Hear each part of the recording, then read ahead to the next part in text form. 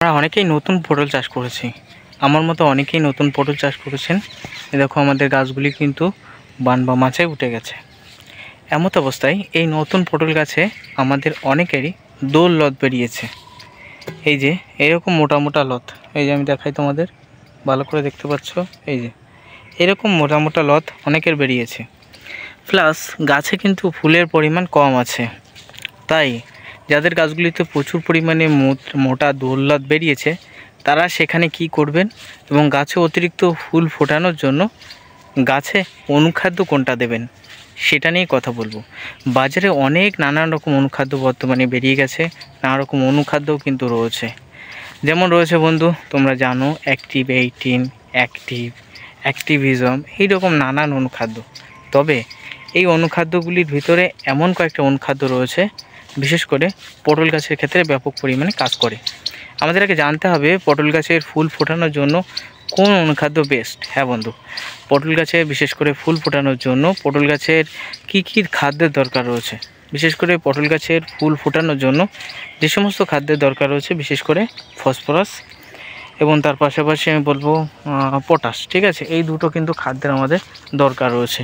তাই এই দুটো খাদ্য কিন্তু আমাদের গাছগুলিতে কিন্তু ব্যবহার করতে হবে। যদি আমরা এই দুটি খাদ্যের একটুও ব্যবহার না করি, এতে করে আমাদের গাছগুলিতে কিন্তু অতিরিক্ত পটল হবে না। ঠিক আছে, অর্থাৎ আমাদের বিশেষ করে আমাদের জমিগুলিতে জৈবিক এনপিকে যুক্ত অনুখাদ্য ব্যবহার করতে হবে। দেখো বন্ধু কেমন পরিমাণে পটল রয়েছে, সাজানো কিন্তু রয়েছে, প্রচুর হারে কিন্তু পটল সাজানো রয়েছে, যা তোমরা কিন্তু দেখতে পাচ্ছ। দেখো যেদিকে দেখাচ্ছ, আর পটলের কালারটা দেখো একেবারে কালো কুচকুচ করছে। অনেক চাষি আছে আমাদের কমেন্ট করেন, দাদা পটল ছোট ছোট হচ্ছে, একদম ক্যাটক্যাট ছোট ছোট, যা বাজারে নিয়ে গেলে তার চাহিদা নেই, বাজারে বিক্রি নেই। এর প্রধান কারণ গাছে 1 নম্বর কারণ রাসায়নিক সারের ঘাটতি, আর 2 নম্বরে অবশ্যই বলবো অনুখাদ্যের ঘাটতি। হ্যাঁ বন্ধু, এমন কয়েকটা সার আছে যা গাছের পটলকে ফাঁপিয়ে ফুলিয়ে তুলতে সাহায্য করে। এবার যদি আমি বলি পটলকে ফাঁপিয়ে ফুলিয়ে তুলতে সাহায্য করে ব্যাপকহারে গুরুত্বপূর্ণ ভূমিকা পালন করে নাইট্রোজেন। হ্যাঁ, এবার অনেকেই বলতে পারেন, দাদা আমরা সুফলা 10, 26, 14, 35 ব্যবহার করছি, এর ভিতরে তো এনপিকে নাইট্রোজেন আছে, তাহলেও আমরা সেই সার ব্যবহার করছি, তাহলেও আমাদের পটল ছোট ছোট থাকছে। এর প্রধান কারণ বন্ধু আমি দেখেছি সবথেকে ভালো পরিমাণে নাইট্রোজেন পাওয়া যায় ইউরিয়া থেকে। হ্যাঁ বন্ধু, আপনি যে সারই দেবেন না কেন তার সাথে 2 কিলো 3 কিলো পরিমাণে ইউরিয়া মিশ্রিত করে ব্যবহার করুন।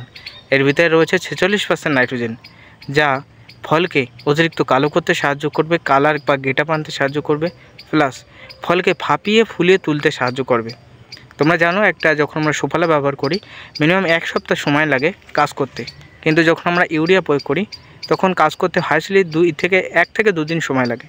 তার ভিতরেই আমাদের পটল বা অন্যান্য গাছে খাদ্য থাকলে ফাঁপিয়ে ফুলিয়ে তুলতে সাহায্য করে। ছোট একটা গল্প বলি, আমার একটা জমি রয়েছে পটলের জমি, সেটা জমিটা একটু মাটিটা কিন্তু একটু মরা মাটি টাইপের, মানে রাসায়নিক সার দিলে কাজ হয় না। সেই জমিতে যখন অতিরিক্ত ফুল ফল আনতে হয় তার জন্য তাকে সেই জমিতে কিন্তু জিঙ্ক ব্যবহার করতে হয়।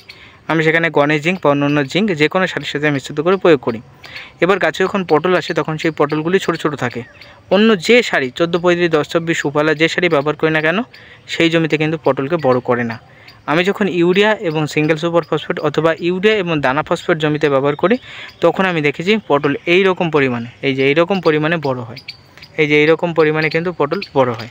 এটা কিন্তু আমার দেখা কথা। হ্যাঁ বন্ধু, তাই আপনাকেও রিকমেন্ড করবো যদি পটল ছোটো ছোটো থাকে সেখানে ইউরিয়া দানা ফসফেট ব্যবহার করুন, দেখবেন পটলের অতিরিক্ত গতি হবে এবং পটল গাছের অতিরিক্ত গতি দেবে, প্লাস কিন্তু তোমার পটলের গেটআপটাও ঠিক রাখবে। হ্যাঁ বন্ধু, ইউরিয়া এবং দানা সার অনেকেই কিন্তু বলে থাকে যে ইউরিয়া এবং দানা সার এগুলো তো ব্যবহার করা যায় না, এগুলো ব্যবহার করলে নানান সমস্যার সৃষ্টি হয়। কিন্তু আমি তোমাকে বলবো সর্বপ্রথম যখন রাসায়নিক সার তৈরি হয় তখন নাইট্রোজেন আসে, ইউরিয়া, তার পরবর্তীতে ফসফেট আসে, তার পরবর্তীতে পটাশ আসে, আর এখন তো সুফলা বাটে সেটা। আগেকার দিনের মানুষ কিন্তু ওই ইউরিয়া এবং দানা ফসফেট দিয়ে চাষ করতো। বাংলাদেশের বন্ধুদের এখনও কিন্তু ইউরিয়া দানা ফসফেটকে তারা টিএসপি বলে এবং পটাশ এই দিয়ে কিন্তু চাষ করে, আর হালকা তাদের দেশে ডিএপি পাওয়া যায়। তাহলে এই সারগুলোই দিতে হবে। গাছের কখন কোন খাদ্যের দরকার রয়েছে আমরা কিন্তু জানি না। এর জন্য কখনো কখনো আমরা কি করব, গাছের গোড়ায় 14-35 দেবো, তার সাথে হালকা ইউরিয়া দেবো, কখনো কখনো দানা ফসফেট দেবো, তার সাথে ইউরিয়া দেবো, কখনো কখনো গুঁড়ো ফসফেট দেবো, তার সাথে সুফলা বা ইউরিয়া দেবো। এইভাবে সার কিন্তু দিতেই হবে আমাদের।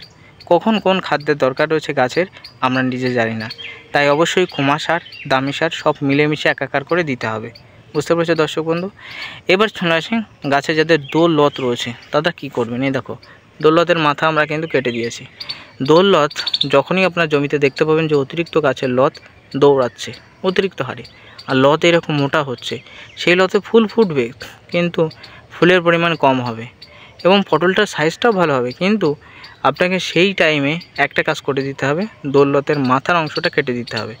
এতে করে দোল লতের যে গিঁটগুলি থাকবে, এই যে অর্থাৎ যেখানে যেখানে পাতার একটা গিঁট থাকবে, সেখান থেকে আপনি দেখতে পাবেন কিছুদিন বাদে 3 থেকে 4 দিন বাদে, বেশি টাইম নেবে না, 3 থেকে 4 দিন বাদে প্রচুর পরিমাণে ডোক ছাড়ছে। অর্থাৎ একটা দোল লত যদি 2 হাত বা 10 হাত হয়ে থাকে, প্রথমে দোল লতগুলিকে একটু বাড়িয়ে নেবেন, যদি নতুন হয়ে থাকে একটু দোল লতগুলি বাড়িয়ে নেবেন, মিনিমাম 5 থেকে 7 দিন বাড়িয়ে নেবেন, যত পরিমাণে দৌড়াবে অত করে ফুল ফুটবে ওতে। তার পরবর্তীতে একটু বয়স্ক হয়ে গেলে সেই দোল লত মাথা অংশ কেটে দেবে। এতে করে পাতার সাইডে চারিদিক থেকে কিন্তু তখন ডোক ছাড়বে। এতে করে তখন কিন্তু তোমার লাভের পরিমাণ আরও হবে। এটাকে কিন্তু আমার এলাকায় 2G কাটিং বলে থাকে। আপনিও এই 2G কাটিং পটলের ক্ষেত্রে করতে পারেন। ঠিক আছে, তাহলে বললাম পটলের ক্ষেত্রে 2G কাটিং করতে হবে। এবার চলে আসি গাছে ফুল আনার জন্য কী করণীয়। গাছে ফুল আনার জন্য নাইট্রোজেন, ফসফেট, পটাশ সবই দরকার রয়েছে, কিন্তু বর্তমানে বাজারে এমন কয়েকটা অনুখাদ্য রয়েছে যা রাসায়নিক অনুখাদ্য, এবং তার ফলে আমরা গাছে প্রয়োগ করি, কিছুদিন গাছে ফুল আসে, তার পরবর্তীতে গাছগুলি হলুদ হয়ে নষ্ট হয়। যেমন জিব্রেলিক অ্যাসিড যেমন রয়েছে, আপনি দোকানে অনুখাদ্য কিনতে গেলে জলের মতো সাদা ওষুধ দিচ্ছে জিব্রেলিক অ্যাসিড, যেমন ট্রাসাইকন্টাল অর্থাৎ মিরাকোলান, এই ধরনের যে সমস্ত অনুখাদ্য রয়েছে, যে কোম্পানি নানা রকম অনুখাদ্য রয়েছে, এগুলো যদি ব্যবহার করেন গাছে ফুল আসবে, এগুলো সব পিজিআর, গাছে ফুল আসবে, গাছের গতি বৃদ্ধি করবে, কিন্তু কিছুদিন বাদে গাছগুলি কিন্তু নষ্ট হয়ে যাওয়ার সম্ভাবনা থাকে। তাই যত পারবেন এনপিকে যুক্ত, নাইট্রোজেন, ফসফেট এবং পটাশযুক্ত অনুখাদ্যগুলি গাছে প্রয়োগ করবেন। ঠিক আছে, এবার বলতে পারেন দাদা নাইট্রোজেন, ফসফেট ও পটাশ অনুখাদ্যগুলির মধ্যে কোনটি আছে? আমি যেটা ব্যবহার করে থাকি অলউইন ইরেজার। ঠিক আছে, অলউইন গোল্ড সুপারও তোমরা দিতে পারো।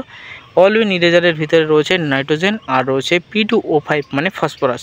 এই ফসফরাসের কাজ হলো গাছে অতিরিক্ত ফুল আনা। যেমন রয়েছে IPL-এর 16-16 সার, এর ভিতরেও প্রচুর ফসফরাস রয়েছে।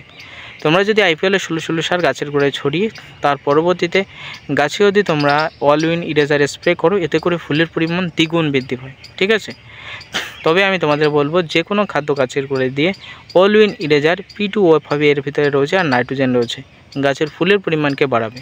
ঠিক আছে, বুঝতে পারছো? এর গায়ে কিন্তু লেখা আছে, অলউইন ইরেজারের গায়ে লেখা আছে যে অতিরিক্ত কিন্তু ফুল কিন্তু বাড়াবে, আপনারা পড়ে নেবেন। ঠিক আছে, 1 নম্বরে আমি অলউইন ইরেজার ব্যবহার করে আমি ডিসপ্লেতে ছবি দিয়ে দেবো, অবশ্যই দেখে নেবেন। 2 নম্বরে যদি না পেয়ে থাকেন তাহলে একটু বায়োবিটেক্স ক্রয় করবেন। সব একই দাম রয়েছে, 1 থেকে 150 টাকার ভিতরে পেয়ে যাবেন। বায়োবিটেক্স ক্রয় করবেন। এই বায়োবিটেক্সের ভিতরে অলউইন ইরেজারের থেকে আরও অনেক উপাদান রয়েছে, জিঙ্ক, বোরন, কপার, সালফার, বিশেষ করে শসা বা অন্যান্য সবজির ক্ষেত্রে, গাজরের ক্ষেত্রে বায়োবিটেক্স ব্যাপক কাজ করে। তাই বায়োবিটেক্সের ব্যাপক প্রচলন থাকায় কিন্তু এ ব্যাপক কাজ করে থাকে। তাই বায়োবিটেক্স কিন্তু বাজারে সচরাচর পাওয়া যায় না। ঠিক আছে, কারণ এতে করে কিন্তু যারা বিক্রি করে তাদের লাভের পরিমাণ কম হয়, সেজন্য তারা কিন্তু বিক্রি করতে চায় না। তাই একটু শহরের দিকে খোঁজ করবেন, পেয়ে যাবেন। যেমন রয়েছে মোমোমিন যে কোনো দোকানে আপনি পেয়ে যাবেন। এর ভিতরে নাইট্রোজেন, ফসফেট, পটাশ, সালফার এই সমস্ত উপাদান আছে যা গাছগুলির গতি বাড়াবে, ফুল ফল বাড়াতে সাহায্য করবে। প্রত্যেক 10 লিটারে মোমোমিনের পরিমাণ মিনিমাম 15 গ্রাম দেবেন, এবং যাদের 15 লিটারের ঢপ রয়েছে মিনিমাম 20 গ্রাম। তবে অন্য অনুখাদ্য কিন্তু পরিমাণটা একটু বাড়াতে হবে। যেমন হচ্ছে বায়োবিটেক্স প্রত্যেক 10 লিটারে মিনিমাম 20 গ্রাম, আর যদি 15 লিটার ঢপ হয় 25 গ্রাম। এর 30 গ্রামও দিতে পারেন, 30 ml দিতে পারেন, তবে 25 গ্রাম দেবেন। আর অন্যান্য অনুখাদ্য মিনিমাম 20 থেকে 25 গ্রাম 15 লিটার ঢপে ব্যবহার করতে হবে। ঠিক আছে, বুঝতে পেরেছো? অবশ্যই গাছের গোড়ায় রাসায়নিক সার বা খাদ্য দিয়ে, তবেই কিন্তু তোমার গাছে এরকম পটল আসবে আর এরকম কিন্তু ফুল আসবে। বুঝতে পেরেছো দর্শক বন্ধু? তাহলে আমাদের গাছগুলিতে কিন্তু এইরকম পরিমাণে ফুল আনাতেই হবে, যে করে হোক।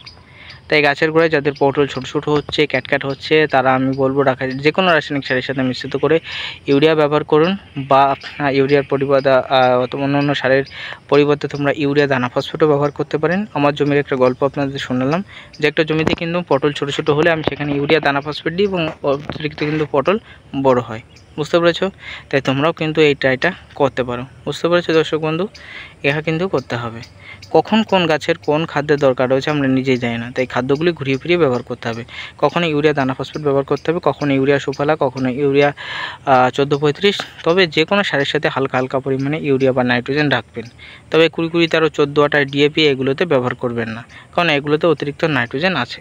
ঠিক আছে দর্শক বন্ধু? তাই বর্তমানে পটল গাছে অতিরিক্ত পটল আনার জন্য কোন কোন অনুখাদ্য কোন কোন সার ব্যবহার করা দরকার সেটা নিয়ে কথা বললাম। ভিডিও ভালো লাগলে লাইক কমেন্ট শেয়ার করে আমার সাথে থেকো। প্রত্যেকে ভালো থেকো, সুস্থ থেকো।